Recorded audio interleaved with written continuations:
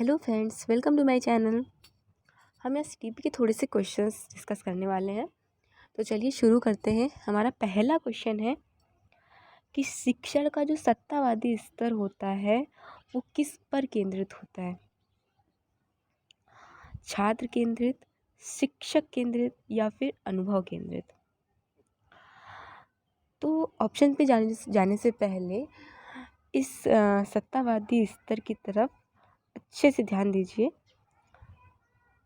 तो जो हमारा सत्तावादी स्तर होता है ना, वो शिक्षक पर केंद्रित होता है। वैसे शिक्षा नीति के हिसाब से देखें तो शिक्षण जो है छात्र पर केंद्रित होता है, लेकिन यहाँ पर सत्तावादी स्तर की बात हो रही है तो वो शिक्षक केंद्रित होगा।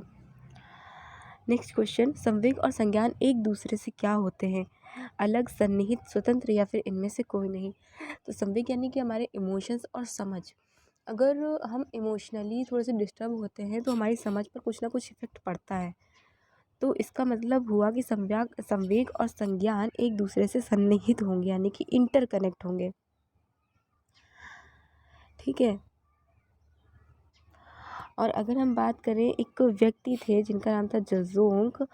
अगर इनकी बात करें तो सिर्फ एकमात्र ऐसे व्यक्ति हैं जिन्होंने कहा है कि संवेग और संज्ञान एक दूसरे से स्वतंत्र होते हैं। आई डोंट नो उन्होंने किस बेस पे कहा, लेकिन उन्होंने ऐसा कहा है।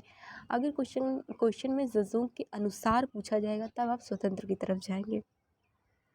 नेक्स्ट क्वेश्चन, पठन वैफल्य यानी कि डिसलेक्सिया बच्चों के प्रारंभिक लक्षण क्या है? जिन बच्चों को डिसलेक्सिया होता है उनके प्रारंभिक लक्षण क्या होते हैं? देखिए, डिसलेक्सिया में क्या होता है कि बच्चे वर्णमाला को ठीक से नहीं पढ़ पाते हैं।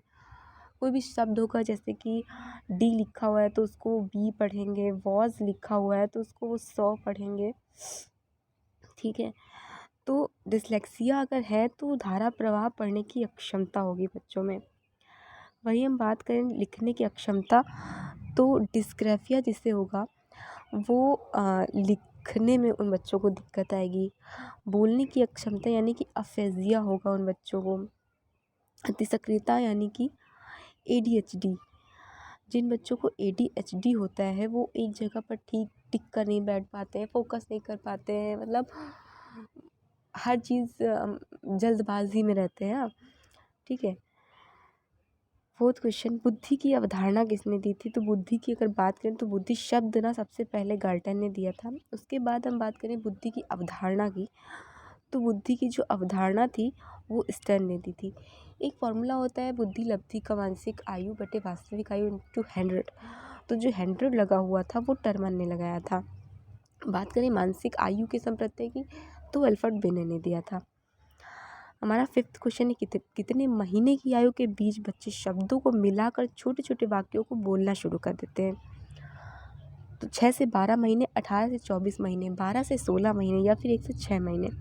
तो छोटे छोटे वाक्यों को बोलना शुरू करते हैं मिलाकर 18 से 24 महीने के बीच में बच्चे।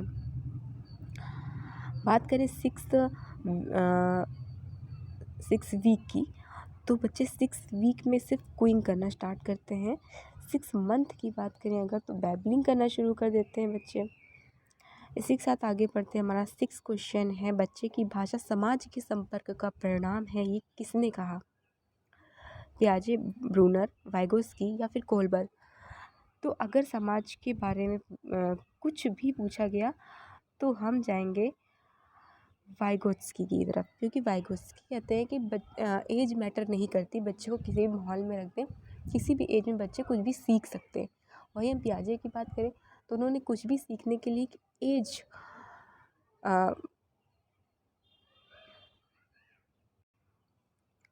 पियाजे ने कहा है कि एज मैटर करती है। हर एज में बच्चा अलग अलग चीज़ों को सीखता है। ठीक है। 7th क्वेश्चन, 140 से अधिक बुद्धि लब्धि वाले व्यक्ति किस श्रेणी में आते हैं? सामान्य, प्रतिभाशाली, मंद बुद्धि या फिर श्रेष्ठ?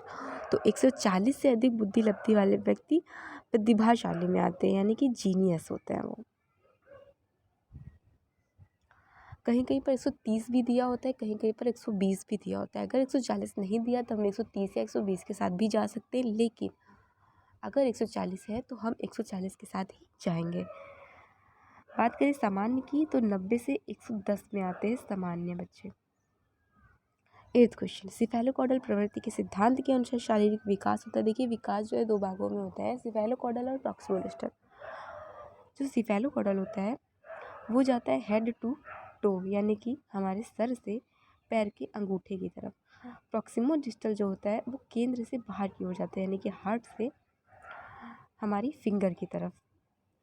यहाँ पर क्वेश्चन क्या है, सिफेलोकॉडल प्रवृत्ति के सिद्धांत के अनुसार जो शारीरिक विकास होता है वो सिर से पैर की ओर जाता है। 9th क्वेश्चन, उत्कृष्ट मोटर कौशल का उदाहरण क्या है। देखिए एक होती है ग्रॉस मोटर स्किल, एक होती है फाइन मोटर स्किल। तो जो ग्रॉस होती है ना उसमें क्या आता है, कूदना, चलना, दौड़ना, जो हम बड़ी मसल्स का यूज़ करते हैं तो वो ग्रॉस के अंदर आता है। अब हम अगर लिखने की बात करेंगे, पेन पकड़ने की बात करेंगे या फिर अपनी छोटी मसल का यूज़ करेंगे तो वो फाइन के अंदर आएगा, फाइन मोटर स्किल, यानी कि उत्कृष्ट मोटर कौशल। 10th क्वेश्चन, द्वितीयक समाजीकरण की एजेंसी का उदाहरण क्या। एक होती है प्राइमरी एजेंसी और दूसरी होती है सेकेंडरी एजेंसी। प्राइमरी में फैमिली आती है, प्राइमरी में आती है फैमिली और सेकेंडरी में आता है स्कूल। इन दो चीज़ों को आप अच्छे से ध्यान रख लीजिए, क्वेश्चन अपने आप सॉल्व हो जाएगा। देखिए द्वितीयक समाजीकरण में विद्यालय आता है, तो यहाँ पर तो परिवार भी दिया हुआ है इसलिए ये नहीं होगा। लास्ट क्वेश्चन है लास्ट ऑप्शन है विद्यालय और मीडिया। ये मीडिया समाज ये कहीं पर भी डाल देगा, लेकिन विद्यालय और परिवार प्राइमरी के अंदर ही आएगा और स्कूल सेकेंडरी के अंदर ही आएगा। तो आई होप आपको यहाँ तक चीज़ें क्लियर हो गई होंगी। तो आज के लिए इतना ही।